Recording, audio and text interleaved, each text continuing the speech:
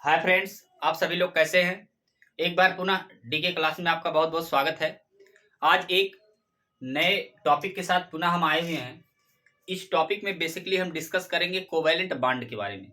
जैसा कि हमने इसके पहले वाली वीडियो में बताया भी था कि कोवैलेंट बॉन्ड जनरली होते क्या हैं, और साथ ही साथ हमने और दो बॉन्डों के बारे में डिस्कस किया था, क्रिस्टल रेडियस के बारे में और साथ ही साथ कोवैलेंट रेडियस के बारे में। तो इन सभी के बारे में हम लोगों ने प्रीवियस वीडियो में पढ़ा भी था। तो इस वीडियो में हम डिस्कस करने वाले हैं कोवैलेंट बॉन्ड के बारे में कि जनरली कोवैलेंट बॉन्ड होते क्या हैं। तो जो कोवैलेंट बॉन्ड होते हैं वो न्यूक्लियस, मतलब दो एटमों के बीच के न्यूक्लियस के हाफ बॉन्ड को भी या हाफ बंध को भी कोवैलेंट बॉन्ड कहते हैं। या दूसरी भाषाओं में समझ सकते हैं कि दो न्यूक्लियस के बीच जो दूरियां होती हैं उन दूरियों के आधे डिस्टेंस को भी कोवैलेंट बॉन्ड के नाम से जाना जाता है। तो आइए हम डिस्कस करते हैं कोवैलेंट बॉन्ड के बारे में और हमारे साथ बने रहिएगा। तो हेडिंग डाल देंगे कोवैलेंट बॉन्ड। कोवैलेंट बॉन्ड, ये बेसिकली कोवैलेंट बॉन्ड होते क्या हैं, इनके डिफिनेशन के बारे में हम समझेंगे। तो डिफिनेशन क्या हो जाएगा, it is defined as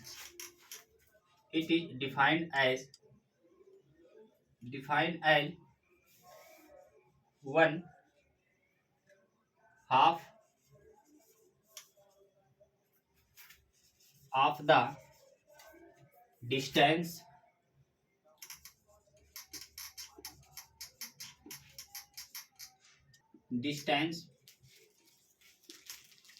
between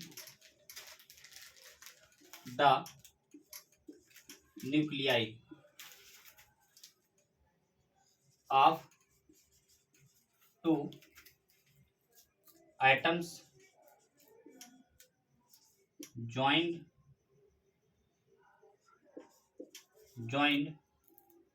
by a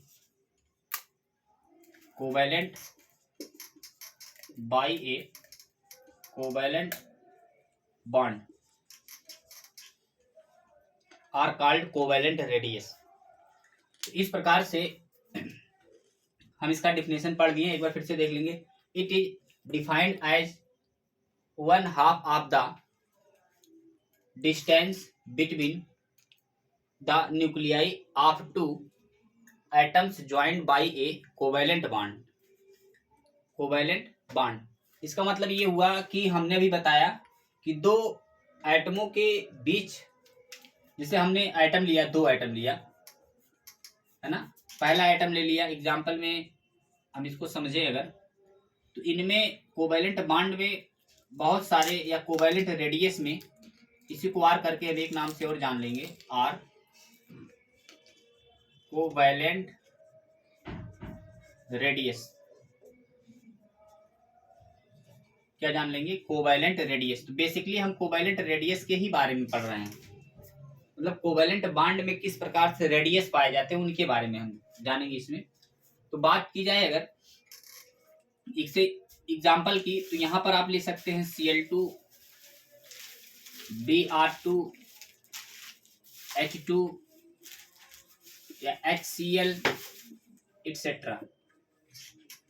ये सभी मॉलिक्यूल्स कोवैलेंट बॉन्ड बनाएंगे। तो बात की जाए, अभी हमने लिया एक एटम लिया ए, ये हमारा ए एटम्स है या ए एटम, और हमने दूसरा लिया बी एटम। ये ए एटम है और ये बी एटम। दोनों एटमों को क्या किया हमने, एक साथ पास ले आके मिलाया इनको। तो ये इस प्रकार से दोनों एटम क्या हो गए, मिल गए। जब दोनों एटम मिले तो इनका न्यूक्लियस तो यहाँ है और इनका न्यूक्लियस यहाँ है, इन दोनों न्यूक्लियस के बीच का जो डिस्टेंस होगा, इन दोनों न्यूक्लियस के बीच का जो डिस्टेंस होगा इस प्रकार से, ये डिस्टेंस क्या कहलाएगा, यही हमारा होमोन्यूक्लियर या होमोन्यूक्लियर मॉलिक्यूल्स कहलाएंगे। अब इन दोनों डिस्टेंस को क्या कहेंगे, total radius. Atom A then atom B, दोनों एटमों के बीच का जो डिस्टेंस होगा वही क्या होगा, रेडियस होगा। क्या होगा, रेडियस होगा। अब ये कैसा रेडियस है, तो इसको बोलेंगे कोवैलेंट रेडियस। क्या बोलेंगे, कोवैलेंट रेडियस, जिसको स्मॉल आर से रिप्रेजेंट करेंगे। अब बात की जाए कोवैलेंट रेडियस को हमने स्मॉल आर से क्या किया, रिप्रेजेंट कर दिया। तो इनकी अगर बात की जाए किसको किस प्रकार से हम रिप्रेजेंट करेंगे, तो एटम ए और एटम बी के बीच में एक और पॉइंट आता है, इसको मिड पॉइंट बोलेंगे। तो इसको R1 मान लेंगे, सॉरी R2 मान लेंगे, और इस वाले को R1 मान लेंगे। ठीक है, इन दोनों बीच के डिस्टेंस के रेडियस को किस प्रकार हम रिप्रेजेंट करेंगे, तो सपोज कीजिए इन्हीं एटमों में हमने एक प्रकार से और देखा। यहाँ अब हमने देखा कि ये दोनों किस प्रकार से एक दूसरे के प्रति जुड़े हुए हैं। तो कोवैलेंट रेडियस को इस प्रकार से हम रिप्रेजेंट कर दिए हैं, atom A plus atom B मिलाया हमने, तो ये बने ए बी। क्या बन गए, ए बी। इनको एक साथ आप लिख सकते हैं, इस प्रकार से भी लिख सकते हैं, ए बॉन्ड बी। ये कौन सा बॉन्ड है, ये कोवैलेंट बॉन्ड बना लिए। इनके बीच कौन सा बॉन्ड बना है, कोवैलेंट बॉन्ड, जिसको कहते हैं सहसंयोजक बंध। क्या कहेंगे, सहसंयोजक बंध कहेंगे। तो ये सहसंयोजक बंध बना लिए। अब इन बंधों की दूरी को क्या कहते हैं, रेडियस कहते हैं। कितने एंगल पर ये दोनों टिके हुए हैं, इसके बारे में हम टाइप्स ऑफ कोवैलेंट रेडियस पढ़ेंगे। क्या पढ़ेंगे, टाइप्स ऑफ कोवैलेंट रेडियस। तो आप शार्ट स्क्रीन यहाँ से ले सकते हैं, और बेसिकली हम इसके बारे में पढ़ेंगे फिर कोवैलेंट रेडियस के बारे में। तो आप शार्ट स्क्रीन ले लिए होंगे। अब बात की जाए अगर बात की जाए इन दोनों रेडियसों के बारे में कि ये कोवैलेंट रेडियस कितने प्रकार के होते हैं, तो जनरली कोवैलेंट रेडियस 2 प्रकार के होते हैं। तो यहाँ पर रेडियस क्या लिख देंगे, यहाँ लिख देंगे टाइप्स ऑफ कोवैलेंट रेडियस। जो कोवैलेंट रेडियस होते हैं इनको किस प्रकार से रिप्रेजेंट करेंगे, तो ये टाइप्स ऑफ कोवैलेंट रेडियस 2 प्रकार के होते हैं। क्या होते हैं, ये 2 प्रकार के होते हैं। पहला होता है होमो मॉलिक्यूलर, और एक होता है हेट्रोमॉलिक्यूलर।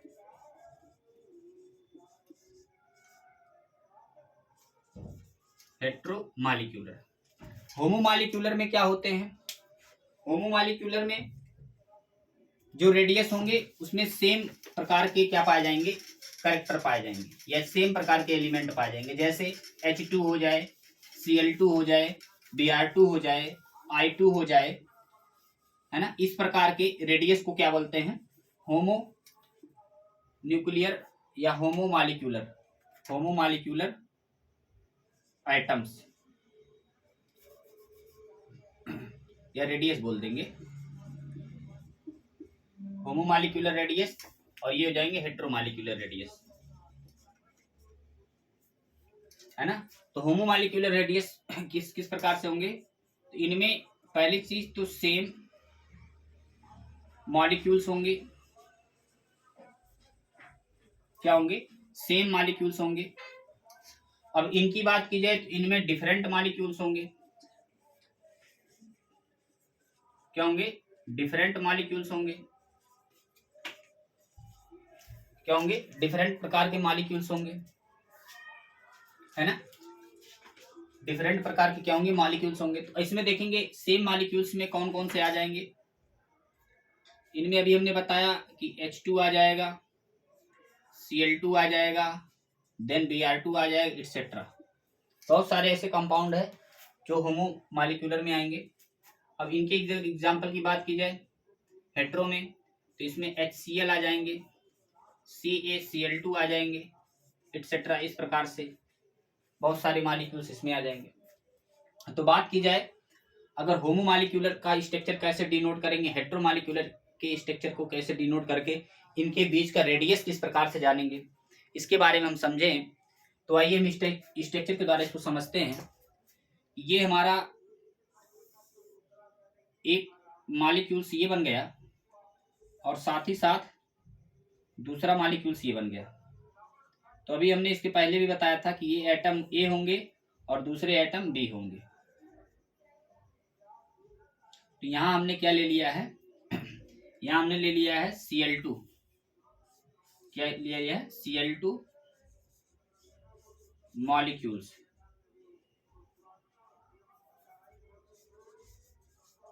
क्या ले लिया है? Cl2 मॉलिक्यूल्स ले लिया। अब Cl2 मॉलिक्यूल्स में इसके स्ट्रक्चर की बात करें तो किस प्रकार से हम स्ट्रक्चर समझेंगे। तो देखिए इनके बीच का भी हमने बताया कि जो रेडियस होगा उसको बोलेंगे R। ये R कितनी दूरी पर 1.98 एंगस्ट्रॉम, यानी Cl बॉन्ड 1.98 एंगस्ट्रॉम के बीच में या इतनी दूरी पर ये एक दूसरे के पास जुड़े हुए हैं। तो बात कीजिए अगर इनके रेडियस की, अभी हमने यहाँ लिखा डिफिनेशन भी लिखा था कि दो एटमों के बीच जो एक दूसरे को स्पर्श करते हो उनके हाफ बॉन्ड को भी कोवैलेंट रेडियस कहते हैं। तो हाफ बॉन्ड यही होगा। तो इसका मतलब अगर हम लिखें covalent radius is equal to total radius of homo molecules upon 2। तो कोवैलेंट रेडियस जो बनाए गए हैं या टोटल रेडियस जो बनाए गए हैं होमो मॉलिक्यूल्स के बीच में वो कितने हैं? 1.98 एंगस्ट्रॉम अपॉन 2 कर देंगे R इक्वल टू, तो ये आ जाएगा R इक्वल टू 0.99 एंगस्ट्रॉम। क्या आ जाएगा? 0.99 एंगस्ट्रॉम। तो जो R1 की जो रेडियस थी इसको हमने R2 माना था और इसको हमने मान लिया R1। ठीक है, तो ये एक दूसरे के बीच में जो कोवैलेंट रेडियस बना रहे हैं ये हाफ किसके लिए है? हाफ बॉन्ड के लिए। तो यहां से लिख सकते हैं हाफ बॉन्ड, यानी Cl के बीच जो हाफ बॉन्ड था कितना था? 0.99 एंगस्ट्रॉम के आसपास एक दूसरे के प्रति लगे हुए। तो इन्हीं को बोलेंगे कोवैलेंट रेडियस। तो ये आप समझ गए होंगे होमो रेडियस क्या होते हैं, होमो मॉलिक्यूल्स के रेडियस क्या होते हैं। अब आते हैं हेट्रो मॉलिक्यूल्स के रेडियस। हेट्रो मॉलिक्यूल्स के रेडियस में देख लेंगे। पहली चीज, हेट्रो मॉलिक्यूल्स का जो रेडियस होता है वो होता है टोटल रेडियस ब्रैकेट में R इज इक्वल टू क्या हो जाएगा? ये हेट्रो मॉलिक्यूल्स ये हो जाएगा आपका मतलब radius atom A plus radius atom B, मतलब एटम ए का रेडियस प्लस एटम बी का रेडियस क्या होगा? Total radius. क्या बन जाएगा? ये टोटल रेडियस। अब इनके स्ट्रक्चर की बात अगर करें तो इस प्रकार से इनके स्ट्रक्चर भी समझ लेंगे। यहां हमने स्ट्रक्चर ड्रा कर दिया इस प्रकार से। तो इनके स्ट्रक्चर का जो रेडियस है कुछ इस प्रकार है। क्या है? कुछ इस प्रकार है।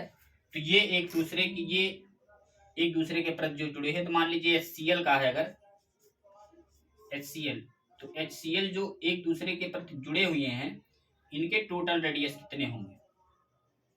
HCl के प्रति जो ये क्या हुए हैं, जुड़े हुए हैं, तो इनके बीच का जो रेडियस होगा वो आर इजकल टू यहाँ कितना होगा 1.36 एंगस्ट्रॉम।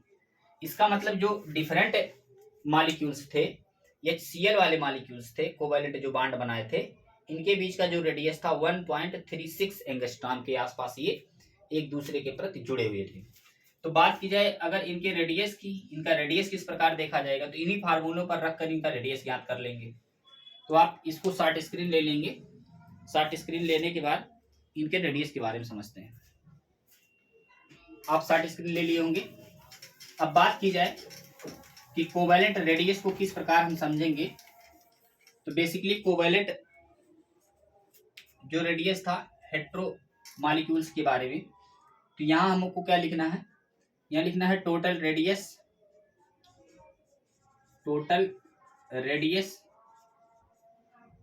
है ना, और ब्रैकेट में क्या लिखना है आर, और यहाँ पर लिख देना है H bond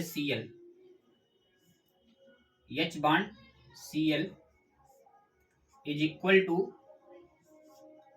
R H plus R Cl। इस प्रकार से क्या करना है, रिप्रेजेंट कर देना है। एक बार फिर से देख लेंगे। HCl एक टोटल रेडियस है, इज इक्वल टू मतलब H और Cl के बीच का जो बॉन्ड डिस्टेंस है वो radius total is equal to RH का रेडियस प्लस RCl का रेडियस। दोनों को रेडियस को जोड़ेंगे तो टोटल रेडियस आएगा।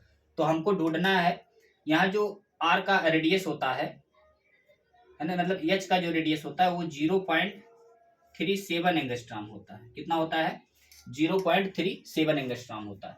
तो अब इसका रेडियस अगर ढूंढने के लिए हम क्या करेंगे, टोटल रेडियस से H के रेडियस को माइनस कर देंगे तो क्या आ जाएगा, Cl का रेडियस आ जाएगा। तो किस प्रकार से हम यहाँ देख लेंगे, तो यहाँ से हम क्या करेंगे, यहाँ लिख सकते हैं R Cl is equal to total radius यानी HCl का रेडियस माइनस क्या हो जाएगा H का रेडियस यानी H एटम का रेडियस। इनके द्वारा हम इसको सॉल्व कर लेंगे। तो HCl का रेडियस ढूंढने के लिए हमको क्या करना पड़ेगा, यहाँ HCl का रेडियस कितना है 1.36 एंगस्ट्रॉम। तो यहाँ लिख देंगे 1.36 एंगस्ट्रॉम माइनस 0.37 एंगस्ट्रॉम, क्या हो जाएगा 0.37 एंगस्ट्रॉम। ये किसका रेडियस आ जाएगा आपका, तो यहाँ से अगर इतने से इतना माइनस करेंगे तो आपका आ जाएगा R is equal to RCl है, RCl इज इक्वल टू क्या हो जाएगा 0.99 एंगस्ट्रॉम। कितना आ जाएगा 0.99 एंगस्ट्रॉम। तो ये आ जाएगा आपका किसका रेडियस, ये आ जाएगा आपका Cl का रेडियस।